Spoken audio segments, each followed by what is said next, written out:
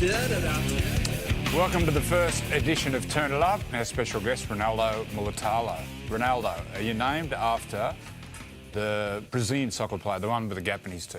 Brazilian. Don't have a gap in my tooth though, so I'm just happy about that. But yeah, How'd you go at school with a name like that? Nah, I actually hated it when I was a bit younger. Like, I didn't really think it was unique or anything. I was just like, oh, this is not a name that I like. So I used to make up some fake names in there. Just be a different name for a couple of days. Oh, because I loved Israel Folau. My name used to be like Israel or Folau. Just choose which day I was at school. And growing up, you had a tough upbringing. Tell us about the struggles you had growing up. Yeah, no, obviously New Zealand born, Auckland, South Auckland to be exact, and born and raised in Otara. Yeah, mum and dad split at a young age as well, and that was a bit of a bumpy road for us. But yeah, it was pretty. Yeah, mum made do with what we had, and sometimes we'll sleep at her work with her just to sleep at her work, her job. She'll bring us into her job, do a night shift. She used to be in like a call center, I think, and then she used to just bring us in because no one else to look after us. We're pretty young as well, so but yeah, we had some things in our life, our junior life, that probably no kid should have seen. But I think, yeah, when I look back at it now, super proud and super blessed that I've got to live this life so far. Cool. The one thing that's important though is you keep giving back. I know you work with Streetside Medic, Daniel Noor. Yeah. You know, there's some other stuff you do. Why is that important to you? Yeah, just I think, when I'm 6 feet under, I've got nothing to take with me. I want to leave my legacy as my family's legacy, my last name of being the person that provided and looked after his community, and thought about everything else but himself. And although 80 minutes, I try not to put myself in that 80 minutes and put myself outside of that, just a rugby league player circle. And I want to be someone that's giving us all outside of the game, and just being a good ambassador for the game outside of it as well. So that's me. Now, Ronnie, I'm glad you've re-signed with the Sharks, because there's a few issues with a few of the boys. Now, I couldn't get the footage, unfortunately, but your brother played at Parramatta. Parramatta were reportedly trying to sign him, so what Ronnie would do, he'd steal all his brother's clothes, wear his Parramatta shorts and training shirt around the house, and have a look at himself in the mirror to envision that he's there playing for Parramatta. You're a twin. Yeah, twin. So thankfully the vision of him in the mirror obviously looked that good. So the Parramatta gear compared to the Sharks gear, you obviously like the Sharks gear better. Yeah, the boys, I had no clothes around, must have been all in the washing. I had to go sneak my brother's paramedic shorts on. The boys got a hold of it, and we had this thing like at the club where we have like Derek of the Week, and it's basically shaming whoever's done something stupid throughout the week, and the video popped up and Gaza must have been in the back of the room, so that was frowned upon, but lesson learnt, hard lesson. But yeah. How important is that fun around the club? Yeah, it's good to build a culture, something that you come into work every day, you enjoy. Every day I wake up and walk through those gates, I drop my baggage there, and I just think about the club and what's important for that club at that time, and enjoying my time. And I feel like when I'm enjoying myself, you get the best out of me. So Craig's done an awesome job, and all the staff and players have done an awesome job to create that. What about the Showtime stuff we had on the footy show earlier? The music in the background was about Showtime.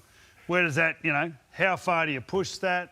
Does the coach talk to you about that? Yeah. And, is it important to control that? Yeah, no, obviously can carry on a fair bit, like, in the games, and I think it's, channeling my energy to be able to make it, I'll give our players energy, not take it away, and give the opposition energy against me. So allowing to put that in good spaces is something that I'm working on, and I think Craig's super grateful I got a coach that's willing to work with me on that and not just shovel me to the side and say, go learn it in cup somewhere, so happy about that. Getting back to your mum, she helps you negotiate contracts and actually takes your money and gives you an allowance. Yeah, mum's been a pillar for me in the space of financial spaces. Massive for us Pacific Islanders, we don't come from a lot, and so for me now it's, where can I put that in for my future and for the future of my kids and so she's investing your money? Yep. So I've got an accountant. Mum basically just oversees it. I've got access to all my accounts. I can see all my portfolio shares, my house loans, and and all that stuff. So I was pretty lucky. I had gals early in my career. I had Chatty Townsend. Mate. If you're going to talk about tight, he's the tightest of them Tight as all. a fish is Mate, this bloke. I'm still waiting for a coffee, There's a mate. difference between being tight and being smart, okay? Just be smart. You got Just be both, smart. mate. You are tight and you are Fishes. smart. So, but yeah. Ronnie, what about that? Like, share something you do outside of football. I know you love helping the community out, but what's something you don't, people wouldn't know about you like doing outside of rugby league? Music, cafes, what do you like doing? Yeah, I love spending time with my dog. I've got a little dog, Kobe. Got no kids. What sort of dog? A little Groodle. So. What's that? It's a little fluffy thing.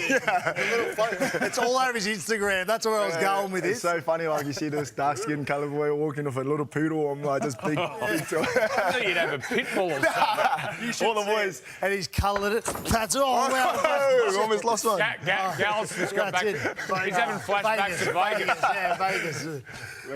No, but so how's the dog going? All good? Nah, good. Love him. Like, honestly, feels like a little kid waking up, having some responsibility around my life. But yeah, and then gaming as well. So.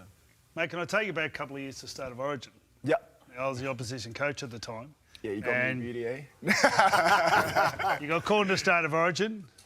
Tell me what you recollect of that and how did it make you feel and all that stuff. Yeah, no, it was obviously probably a tough time in my career, probably the toughest I've had, to be honest with you. And, I came here at a young age, and Queensland and Ipswich gave me so much, and I felt like I owed. When I thought about the pinnacle of the sport, I think anyone can speak for it. It's Origin, that arena, that it's like a coliseum. You know, you go into war, and I love that. Like I was willing to give that, and I remember I turned my phone off the night before and I just went to bed, and I was like, I want to get rid of all the distractions, and I woke up that morning of game day, and they were just like, got a call from the head office, and they were like, can you come up to a room, and we need to discuss. So when I went up there, they were just like, we need all your forms from when you were 12 years old, your passport, which I didn't have anyway. I had a new passport, and they wanted everything, the visas and all that, etc. So, and they said if you played the game and we deemed that you weren't eligible, you forfeit it if you guys win. So it was a no-brainer for me to sit myself out of the game. you know What happened? So what happened From your was, point of view? Well, I had no idea when Ronaldo came over initially. And then Queensland Rugby League actually put a thing out to say Ronaldo was in the team. And put a brief sort of description of how he came over and when he came over. And actually said in the description that when he came over, it was actually made him ineligible. Then it came to sort of the board in New South Wales, and everyone said, well, he's ineligible. And We gave you Greg. We gave you Israel. We gave you Israel. We're not giving you Ronaldo. Came out of that, if Queensland Rugby League didn't put something out to say when you come over, like no one was any the wiser, and I don't think, it's not their fault either. It was just- I'll say this about Ronnie, he was truly passionate about Queensland at the Yeah, I time. know, I know he's a Kiwi now, but we had, obviously I was with the Blues for a long time. We had multiple discussions about, particularly as a kid just getting started, he used to give it to me about the Queenslanders. So he was extremely passionate about Queensland, and he really did want to play for him. So I do feel sorry he never got to play in that environment, but you're a Kiwi now, mate. What about, you said when you came down when you were young, you found it tough adjusting. Any young kids or Polynesian kids who are getting scouted from a Sydney club and getting homesick, what would your message be to them? I think really value who your circle is, and making sure you know who those people are that you can go to and talk to. I had some pretty strong figures in my life at that age when I came over, and it was my mum, it was my ex-coach from Lee Addison from Ipswich as well, and I had like a good club as well that helped me. And when I told them I was homesick, they let me go home and have that time with my family. So I think having that support around me was pretty important, and I'm a big advocate for it now. Like in the RLPA conferences and stuff like that, I'm pretty outspoken about our young Pasifika kids coming from away from home. Like I came into this house where I didn't know I could have my own room and my own TV and my own bed to myself. So that was a whole new thing for me. So How about your mum? How's your mum treat you post game? Does she give it to you and tell you done this right, that wrong, or is she totally supportive? yeah, she's a tough critic. My mum, when I carry on like a Derek, sometimes she's into me straight away, so she doesn't let that slide. But Blow all the dirt.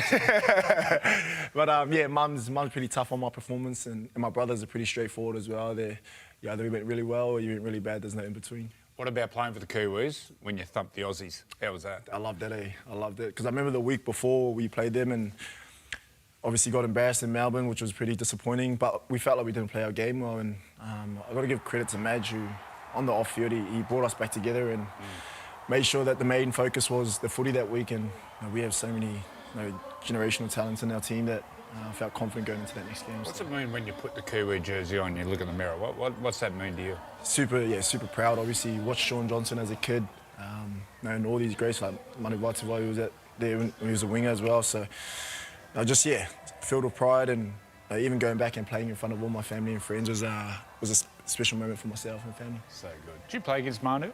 Nah, I didn't get the chance to. Thank God I didn't. I'm not too keen on tackling him, so I'm happy I got to miss him. Do you reckon you win the comp this year? Super, yeah. I reckon, excited to get into it. Obviously, earlier on in this time of the year, everyone thinks they're pretty good and got their chances. So I'm confident we can, but there's a lot of footy to be played, and I don't want to blow the trumpet too early. What was the chat like after Vegas then? Because that was considered a pretty big stage. Yeah. I haven't looked back to last year, and you think Brisbane got beat, South got beat. They both went on and failed during the year. Yeah. Talking about Cronulla haven't stepped up in those big games at the moment. What was it like after the game? What was the coach like? What were the players like in the dressing sheds at Vegas? Yeah, it was probably super disappointing for not only ourselves but the coach as well. And like I said before, it's like letting down your father, and you could tell it hurt everyone a bit more. But that's what's good about footy. You get another week and have a crack at it, and I think we're really looking forward to getting into it. I think in those big games, me being the Shark, I was there watching it. I think the Sharks blew that game, and I just think you've just got to get better at the big moments of executing the plays. When you say they blew it, how did they? Well, I think they had 2 tries. They lost by a try, I think, by 6 or 8 points. They had 2 try-scoring opportunities, probably 3 actually. There was a part where Trindle could have passed out the back, would have had a 3-on-1. The 2 centres bombed 2 tries. One was at the back end of the game when the game's on the line. So I mean, I think if you execute 1 or 2 of them, all of a sudden you're winning. You're beating the 4-time premiers, and the talk about can they win big games isn't there at the moment. Everyone's positive, everyone's happy. So, look, obviously I'm a Shark and I'm backing the Sharks and I'm on their side. But I think that they've played a few big games over the years. They won a semi-final last year. They were beaten by Penrith, don't forget, who won the premiership too. So it's not like they were beaten by someone who just beat them in a big game. They played Penrith again in round 1 of the competition. I think in those big moments, you execute 1 or 2 more of them, I think you would start winning those big ones. Yeah, definitely. Even silly crap like we spoke about before. Your penalty. My penalty. So, things like that. But, whether I think, like I said before, whether I think it was right or wrong, so at the end of the day, the rest got the whistle and I don't. So, getting that right would be nice and something I'd like to have back. It's interesting, though, and that someone else got penalised for doing something similar. I forget which game. I think it was the Canterbury-St George game where someone came in and, unnecessarily approach the ruck when they didn't need to. So it's, I think that's a message to everyone. I thought the refs did a at least there's great job consistency. there. I'm happy with that. When I watched it, I saw it, I was like, oh, well, at least they've been consistent with it, and I just don't feel like it's just me, so... Well, back in the day, when we played, if the winger came in and did that... Nose, gone. Get back to your wing. That's what I was thinking. I was like, back in the day, I feel like I would have got some punches at the end. What about Fitzy? You said Fitzy's calm. Yeah. Does he ever lose it? Does he ever give you some massive spray? Probably once or twice in a blue moon. It's not in his nature, I think, for him to do it. But he is an honest man, and He's pretty firm, isn't he? He's pretty firm, He doesn't. I think he does it. I think he does it more individually. Yeah. I don't think he misses. If he wants to give it to you, he doesn't have to rant and rave and carry on, but he doesn't miss. Yeah, if you get in the door closed and after you walk into his office, and you just know it's dramas. So. Just start crying. Toby sat in a few of those, so I'll let Toby enjoy that. Well, thanks for your time, mate. Toby Rudolph has unfollowed you all on social media because he didn't get you. Yeah, well, he unfollowed everyone because he didn't want to see us all in Vegas, and then when we got back, followed us back again. So I said, he's hilarious. We're going to get Toby on here. Righto, mate. Thanks for coming in. That was so good. Get to know you more.